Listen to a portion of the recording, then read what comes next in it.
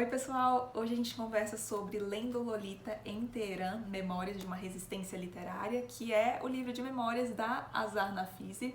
Azar Nafisi é uma autora iraniana, ela nasce no próprio Teherã mesmo e ela faz parte de uma família muito rica e privilegiada do Teherã. E por causa desse privilégio, ela acaba tendo boa parte da sua educação fora do Irã, então ela estuda na Inglaterra e nos Estados Unidos, onde ela inclusive obtém o seu doutorado em literatura pela Universidade de Oklahoma, isso lá pelo final da década de 1970, e aí ela resolve retornar para Teherã, mas o que ela encontra lá não era muito bem o que ela esperava. Em 1979 acontece o que ficou conhecida como Revolução Iraniana. Antes disso, o Irã era uma monarquia autocrática, mas apesar dos vários defeitos que o governo tinha, o governo dessa monarquia autocrática, eles tomaram uma medida tida como muito importante pelas mulheres, que foi abolir o uso do véu islâmico. Porém, uma das medidas da Revolução Iraniana é impor novamente o uso do véu a todas as mulheres e fazer uma restrição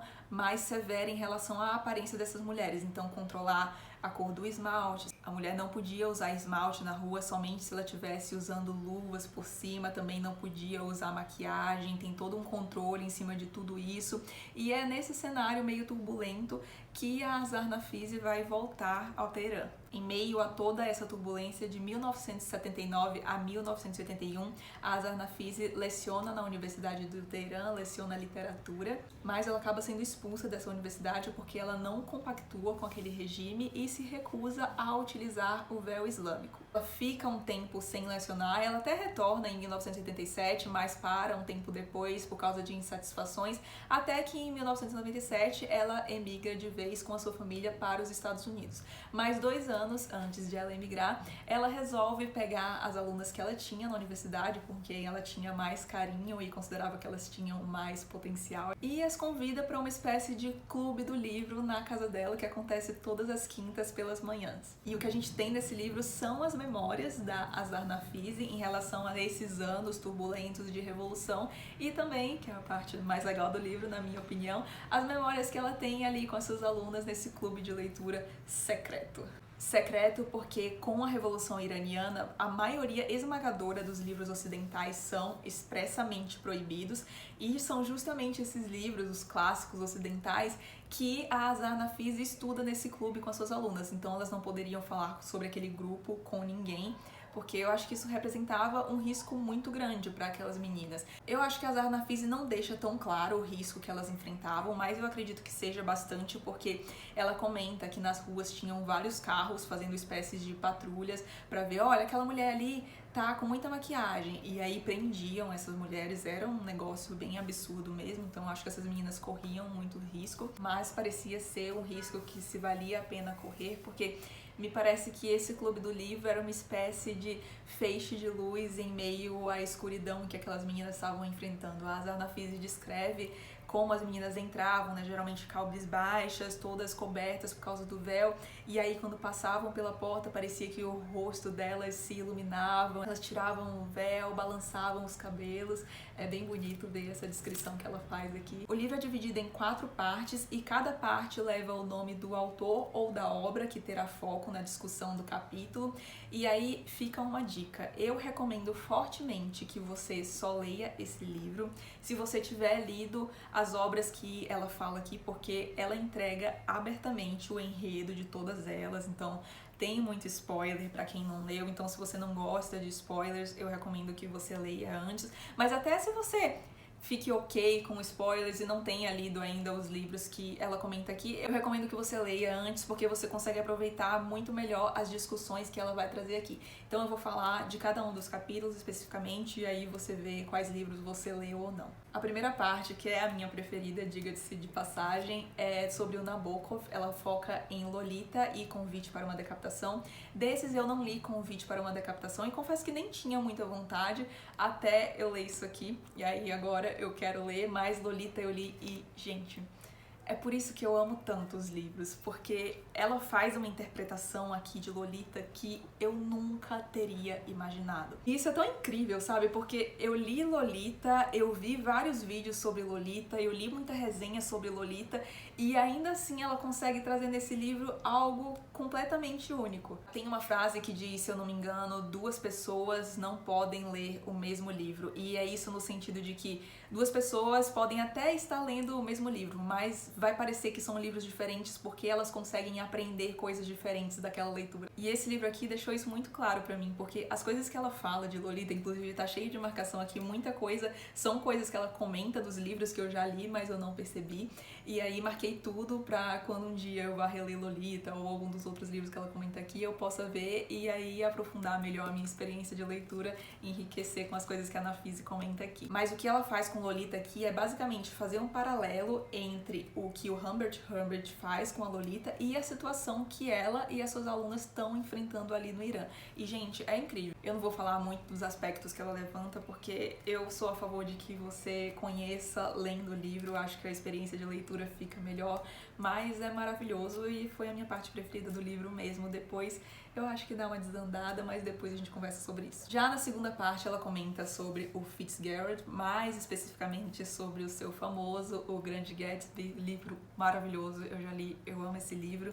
E essa parte aqui também é muito legal, porque ela tá dando aula sobre esse livro na universidade, e aí já tá em meio a toda essa revolução acontecendo, tá tendo muita discórdia ali entre a população, e aí um dos alunos fala que não era pra ela estar apresentando esse livro é imoral, apresenta vários motivos, né, segundo a moral pelo qual esse livro não poderia estar sendo apresentado ali pra eles, e aí ela resolve fazer uma espécie de julgamento, onde quem é o julgado é o próprio livro, O Grande Gatsby, e aí ela faz o papel do livro. Mas tem alunos também que representam a acusação, a defesa, o juiz. Gente, essa parte é sensacional. Eu adorei esse julgamento porque eu acho que ela mostra aqui muito bem qual é o propósito da literatura, que na minha opinião é aprender e crescer, ter uma melhor visão de mundo, uma visão de mundo mais ampla, e não somente ser uma janela de moralidade. Inclusive, eu acho que a gente aprende muito mais sobre a vida, cresce mais lendo livros que têm aspectos morais que seriam duvidosos. Não porque esses livros mostrem a moralidade, mas justamente porque mostram a falta dela.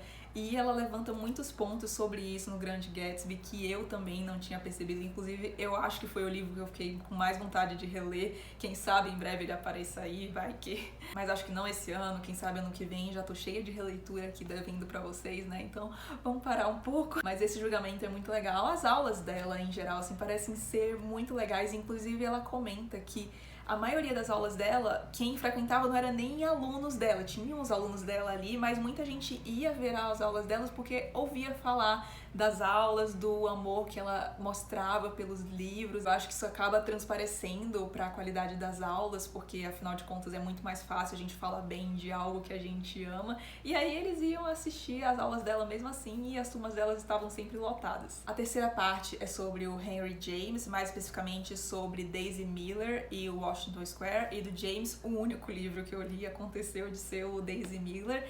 E a quarta parte é sobre Jane Austen, e ela fala majoritariamente sobre orgulho e preconceito. E aí vamos falar um pouco do porquê eu achei que o livro dá uma desandada. Eu não gostei tanto dessas últimas 2 partes, e aí eu fiquei até pensando se é pelo fato de eu não gostar tanto dos autores. Sim, eu não gosto tanto de Jane Austen. Eu já li boa parte da obra dela, mas aí não sei se é porque eu li muito nova, eu fiquei com mais esperança depois que eu li os diários da Susan Sontag e ela falou que leu Jane Austen muito nova, e foi o meu caso também. E aí depois ela deu mais velha e amou, achou incrível, e eu espero que isso aconteça comigo. Mas então, eu fiquei me perguntando se é porque eu não gostei de Daisy Miller, nem porque eu não gostei tanto de Orgulho e Preconceito, que eu não teria gostado dessas 2 últimas partes. Mas analisando bem, eu acho que não foi só isso. Acho que essas 2 últimas partes ficaram meio confusas, e aí eu vou dar minha opinião sobre o livro e falar do porquê que eu acho que ficou confuso. Eu gostei muito dessa leitura, muito mesmo, eu pretendo reler um dia, mas eu tenho várias ressalvas. O propósito desse livro é sensacional, que é mostrar o poder da literatura de transformação e de libertação, e não é um livro apenas um livro sobre livros, sabe? É muito mais que isso, é um livro sobre livros, mas também é sobre política, sobre ser mulher, sobre religião, sobre repressão. E aí, apesar da proposta sensacional, eu não acho que ela foi muito bem executada. Eu acho que dividir o livro em 4 partes e usar esse critério de divisão, né, dos autores e suas obras não foi uma boa pedida, porque não fica um negócio muito cronológico. E assim, eu não tenho problema nenhum com livros que não são cronológicos, não tenho mesmo. Um dos meus livros favoritos da vida, O Sonho e a Fúria, não é nem um pouco cronológico e eu gosto muito dele mesmo assim, mas eu acho que não ficou muito legal aqui, porque acaba que tem partes que ficam meio jogadas, sabe? Você não consegue entender muito bem como é que aquilo tá relacionado com o título da parte, por que que aquilo tá ali. E também tem partes que eu acho que por ser um relato pessoal, né? Ela vai falar de muita coisa da vida dela ali, mas é umas coisas que, como eu já falei, fica meio jogado. Às vezes ela se demora muito em determinados assuntos ou é muito repetitiva. E aí nessa parte acaba que a leitura fica um pouco lenta, sabe? E assim, é um livro grandinho. Aqui não dá pra ver tanto porque essa edição é de bolso, tem a fonte pequena e tal, mas mesmo sendo edição de bolso e com a fonte pequena, esse livro tem 417 páginas, então assim, é um volume considerável e ter essas partes meio lentas atrapalha um pouco, e eu acho que o que atrapalhou mesmo foi justamente essa coisa confusa de dividir com esse critério que pra mim não foi uma boa escolha. E aí talvez seja uma opinião pessoal, mas eu também não gostei tanto dessas últimas 2 partes, porque acaba que ela fala um pouco menos dela na sala de aula e também com as meninas ali no clube do livro. E assim, eu gostava tanto das partes da sala de aula e do clube, era tão legal. E acaba que não tem muito aqui. Outra coisa que eu queria pontuar, porque acaba que quando você tá lendo um relato autobiográfico, tem um certo viés, né? Porque aquilo tudo é do ponto de vista de uma pessoa, e a Azar Nafisi pertence a uma classe muito privilegiada, né? Ela também já tinha ido pro Ocidente, passado boa parte da vida dela lá, então acaba que tudo isso exerce certa influência sobre o olhar que ela tem, e aí eu acho sempre legal a gente ter um contraponto, e existe um livro que faz esse contraponto, se eu não me engano chama Jasmine and the Stars, Reading More Than Lolita in Tehran, se eu não me engano, e eu queria muito ler esse livro, porque ela faz uma crítica a Azar Nafisi, e eu ouvi muita gente falar que gostou mais do outro livro que eu comentei agora do que esse aqui, eu fiquei muito curiosa. O ruim é que tá difícil de achar esse livro, mas eu vou dar um jeito, e aí um dia a gente conversa sobre ele por aqui, porque eu queria ter um pouco da visão do outro lado. Sempre bom ter o outro lado, né? E aí,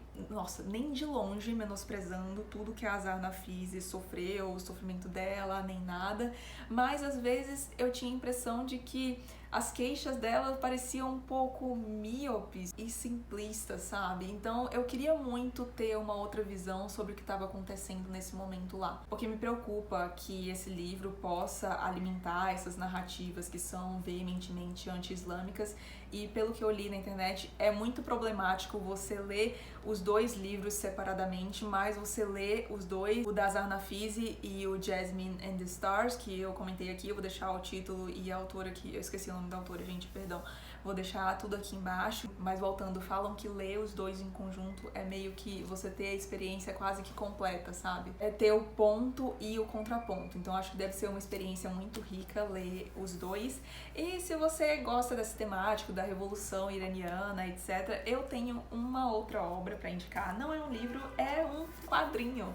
Marjane Satrapi e seu Persépolis. Gente, esse quadrinho é sensacional. Eu acho que foi o quadrinho que efetivamente me iniciou no mundo dos quadrinhos mais adultos. Eu acho que antes dele eu meio que só lia A Turma da Mônica. Mas, gente, esse quadrinho é maravilhoso. Eu nem vou falar muito dele, porque em breve vai sair um vídeo aqui dos meus quadrinhos preferidos. E, spoiler, esse aqui vai estar lá, então lá eu comento um pouco mais sobre. Mas aqui a Marjane vai retratar a mesma revolução que a Azar Nafisi retrata aqui, que é a Revolução Iraniana de 1979.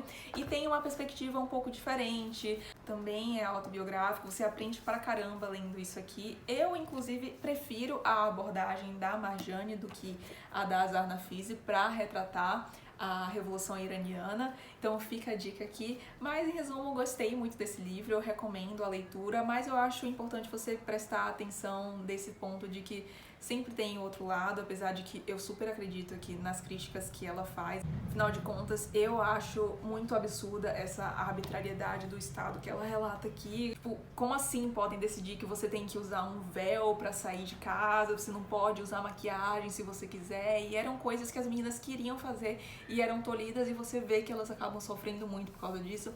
Mas eu acho bom sempre ver mais de um lado.